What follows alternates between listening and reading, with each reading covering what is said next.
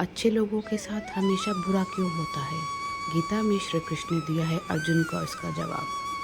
श्री कृष्ण ने अर्जुन को जवाब देते हुए समझाई है ये बात। लोगों को उनके कर्मों का फल हमेशा मिलता है। गीता सार आपने महसूस किया होगा कि जो लोग अच्छे कर्म करते हैं वो परेशान रहते हैं, वही जो बुरे कर्म करते हैं वो खुशी से रह रहे होते हैं। अच्छे कर्म करने वाले परेशान होते हैं कि आखिर उन्हें इतनी परीक्षा क्यों देनी पड़ रही है, जबकि जो अधर्म की राह में हैं वो खुश हैं और जो ज़िंदगी के लुत्फ़ उठा रहे हैं। अगर आपके मन में भी ये सवाल आया है तो आज हम आपको इसका जवाब देंगे। ये जवाब वो है जो भगवद गीता में लिखा है और श्री कृष्ण ने अर्जुन को दिया था। भगवद गीता में वर्णित कथा के अनुसार जब भी अर्जुन के मन में कोई दुविधा होती थी तो वो श्री कृष्ण के पास पहुंच जाते थे। एक बार की बात है, अर्जुन ने भगवान श्री कृष्ण के समीप आकर कहा कि वो दुविधा में है और इसका जवाब वो श्री कृष्ण से चाहते हैं। श्री कृष्ण ने पूछा कि क्या सवाल है? अर्जुन ने कहा, मुझे ये जानना है कि अच्छे लोगों के साथ हमेशा बुरा ही क्यों होता है, वही बुरे लोग खुशहाल दिखते हैं। अर्जुन के मुंह से ऐसी बातें सुनकर श्री कृष्ण मुस्कुराए और कहा, मनुष्य जैसा सोचता है और महसूस करता है वैसा कुछ नहीं होता,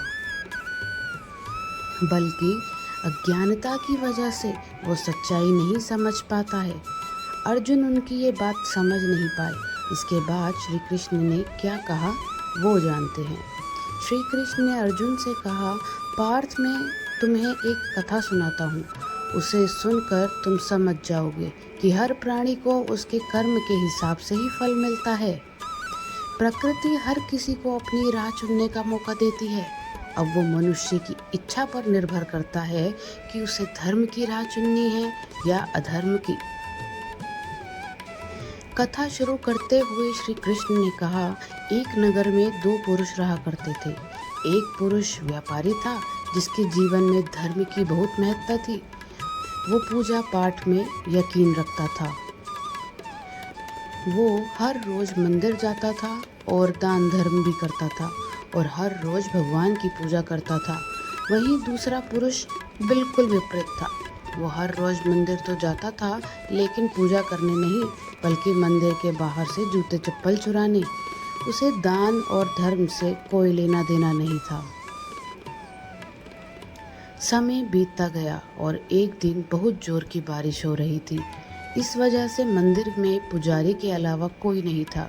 ये बात जब दूसरे पुरुष को पता चली तो उसने कहा कि ये सही मौका है मंदिर का धन चुराने का। पंडित से नज़र बचाकर उसने मंदिर का सारा धन चुरा लिया। उसी समय धर्म कर्म में विश्वास रखने वाला व्यक्ति भी मंदिर पहुंचा।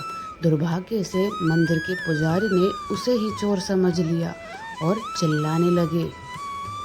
वहाँ के लोग एकत्र हो गए और उसे बहुत मारा।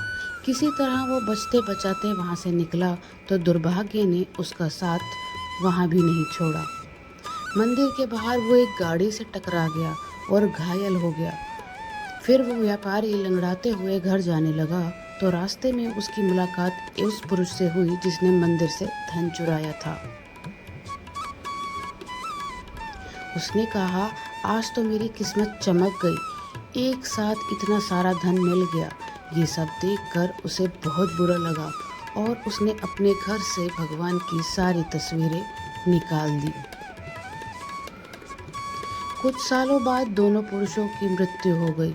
मरने के बाद जब दोनों यमराज की सभा में पहुंचे और भले पुरुष ने दूसरे व्यक्ति को देखा तो उसे बहुत गुस्सा आया।